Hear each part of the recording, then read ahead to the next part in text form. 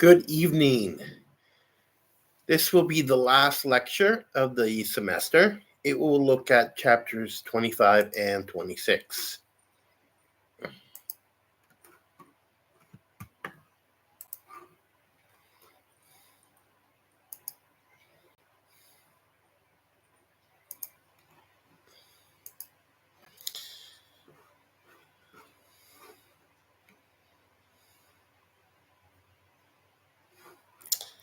So,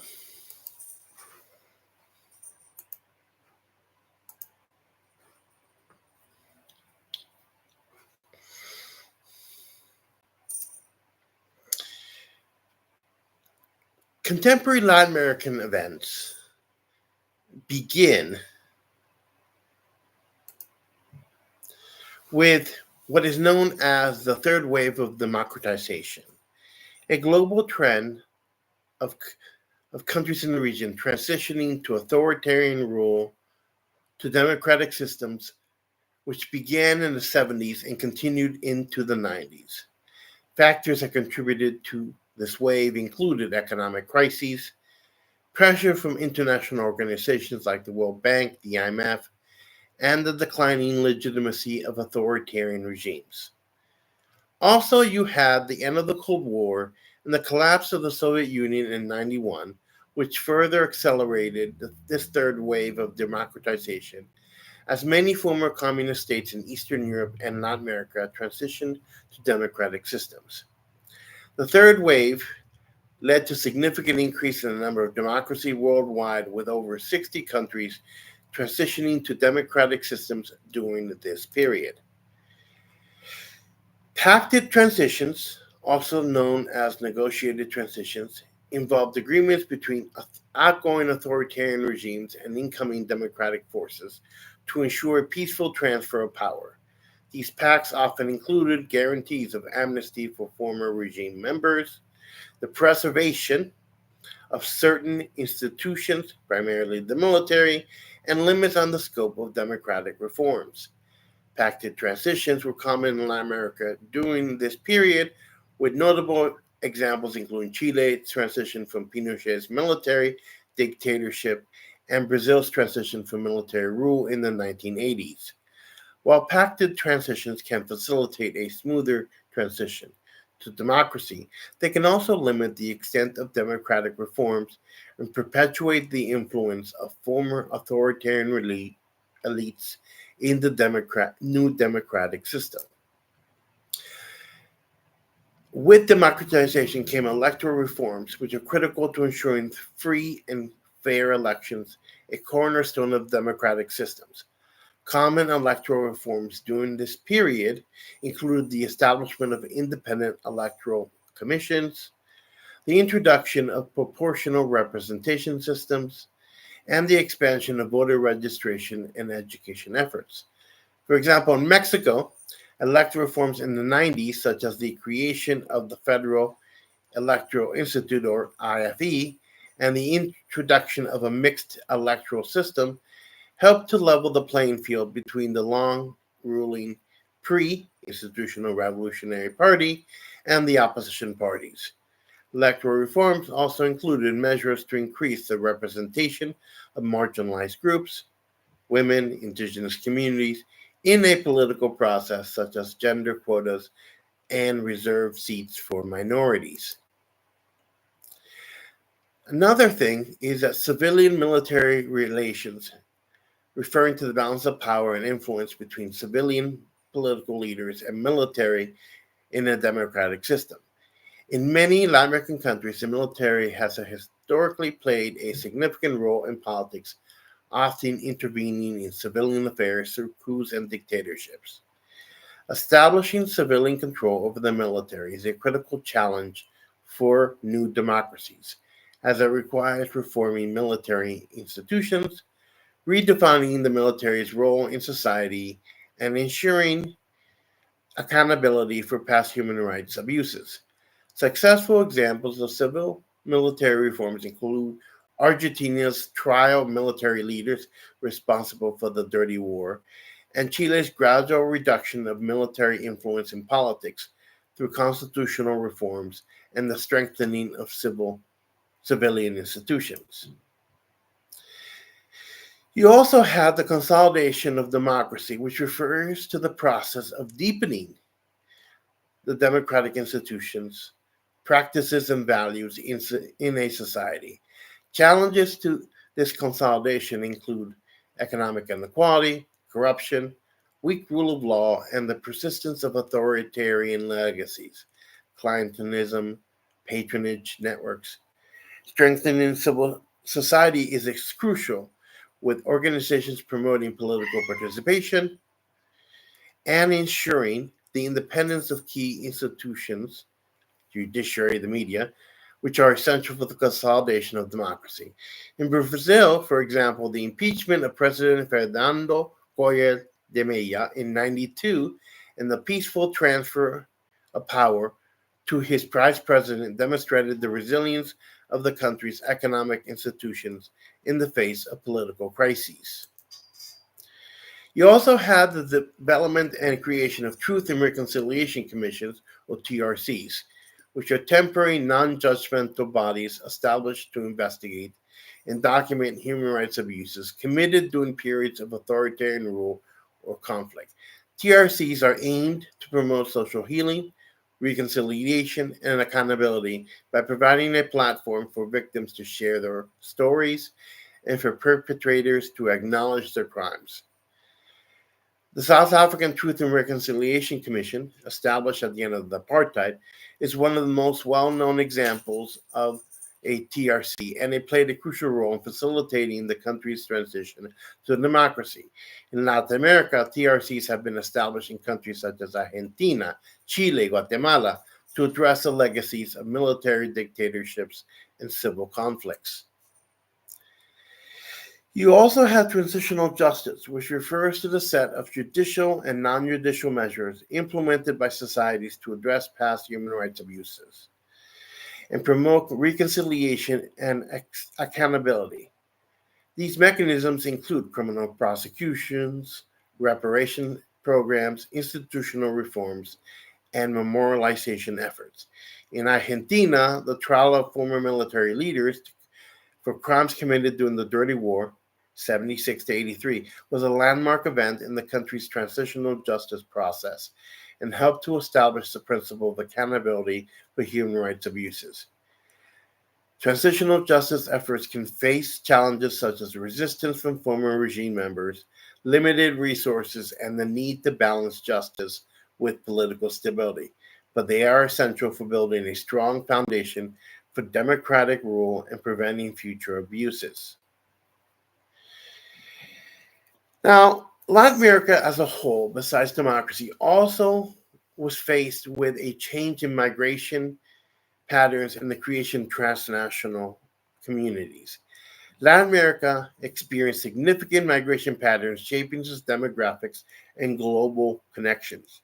People move with the region and beyond, driven by economic opportunities, political instability, and social factors.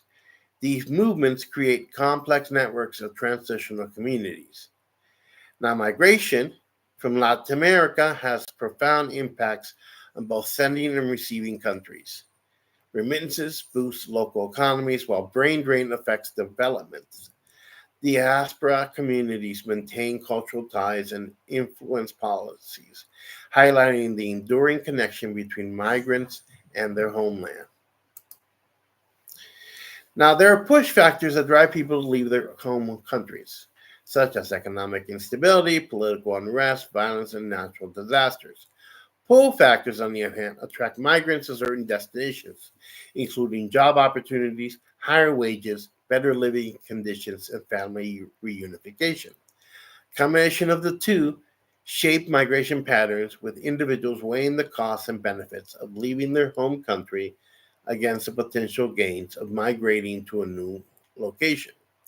Economic disparities between countries serve as a major driver of migration as people seek to improve their financial prospects and quality of life. Now, one type of migration is what they call circular, which involves repeated movements between origin and destination countries. often for work or seasonal labor, i.e., agricultural workers, which kind of explains the situation in the United States. It allows migrants to maintain ties with their home communities while accessing employment opportunities abroad. Brain drain refers to migration of highly skilled and educated individuals from developing countries to developed nations. This results in a loss of human capital for the origin country as talented professionals, doctors, engineers leave in search of better opportunities and higher salaries. Receiving countries benefit from the influx of skilled labor, while sending countries may struggle with workforce shortages in key sectors. Now, then, you also have refugee crisis and forced displacement. Now, the refugee crisis occur when large numbers of individuals are forced to flee their homes due to persecution, conflict, violence, or human rights violations. The refugees seek safety and protection in other countries, often in neighboring nations or regions. From the countries in Central America sought refugee status in Mexico and then eventually the US. Forced displacement can also result from natural disasters, environmental degradation, and climate change, leading to the movement of affected populations. Host countries face challenges in providing adequate shelter, food, healthcare, and education to refugee populations, while also managing social and economic integration. And then you have the development of diasporas, which refers to diverse populations that maintain cultural, social, and economic ties to their country of origin. Diaspora communities form networks that span multiple countries, facilitating the exchange of information, resources, and support.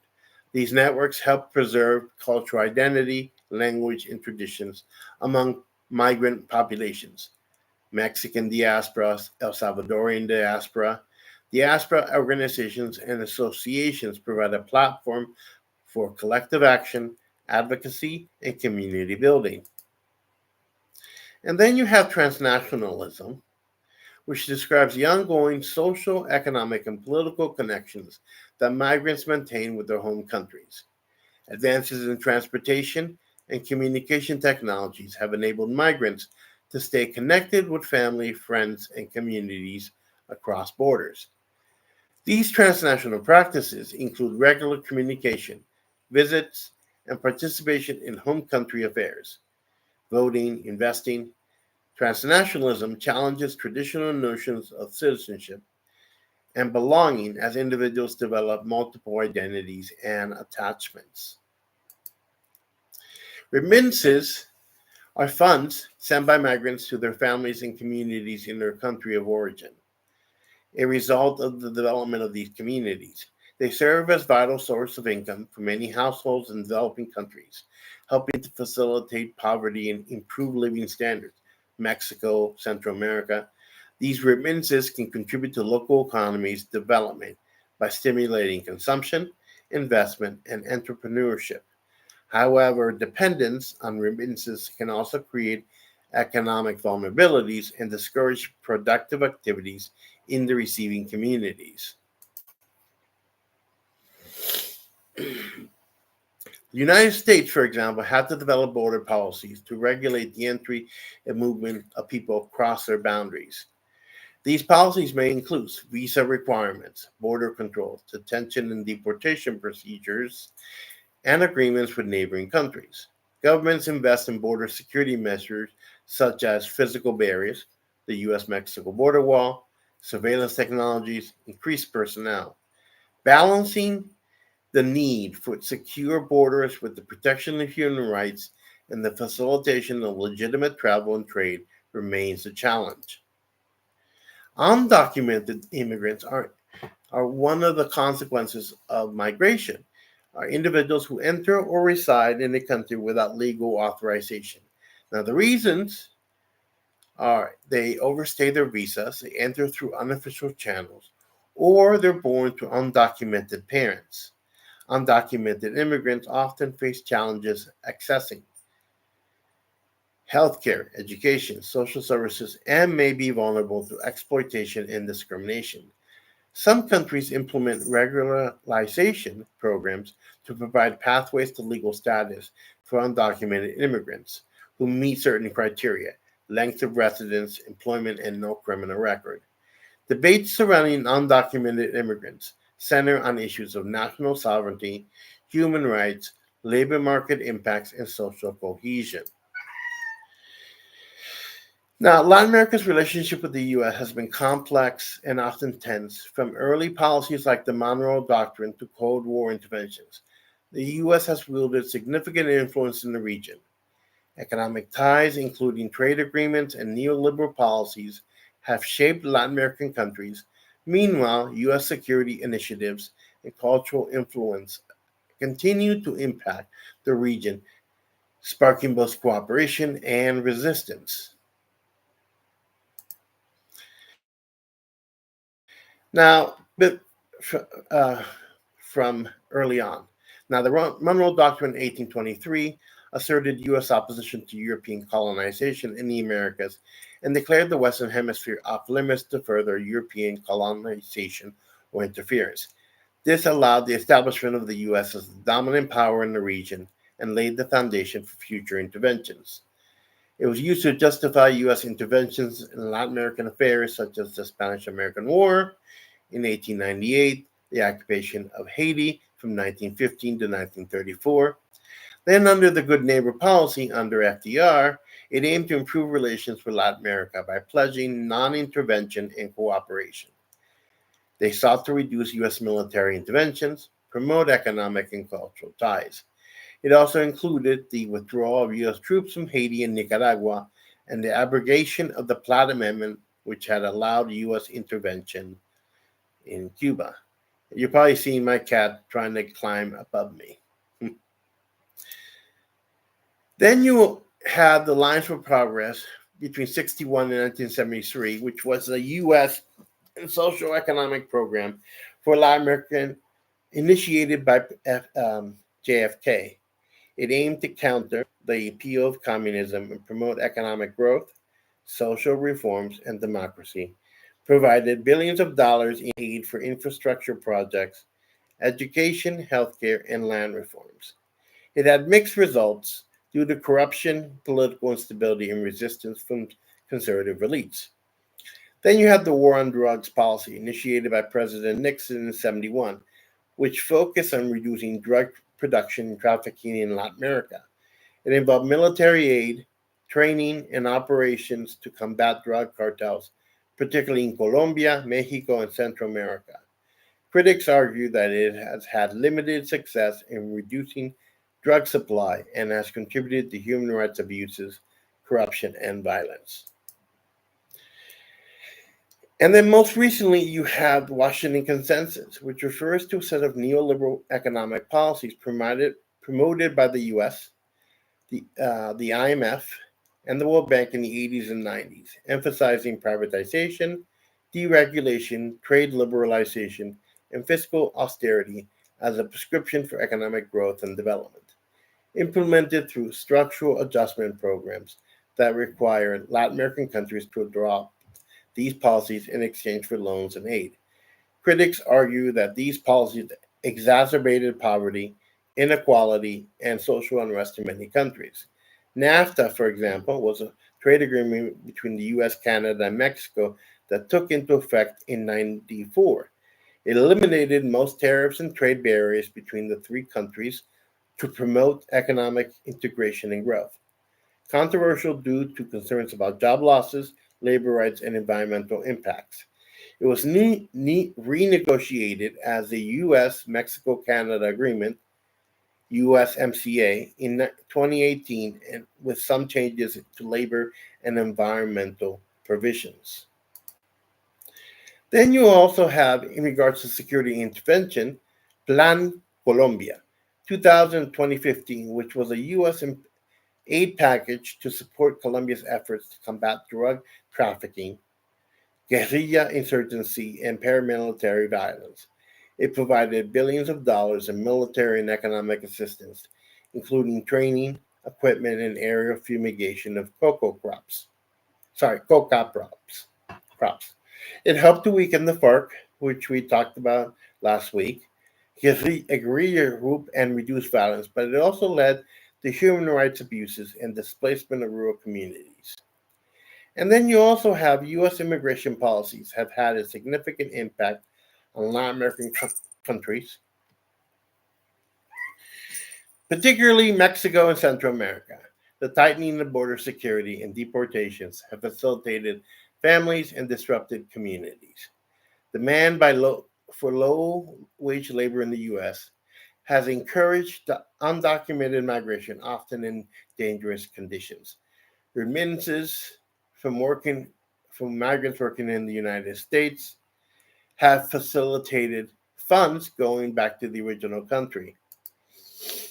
And then lastly, you have soft power, which it refers to the ability to influence others through attraction and persuasion rather than coercion to force or force. The U.S. has exercised soft power in Latin America through cultural exports, music, movies, television, educational exchanges through the Fulbright program, and public diplomacy such as Voice of America.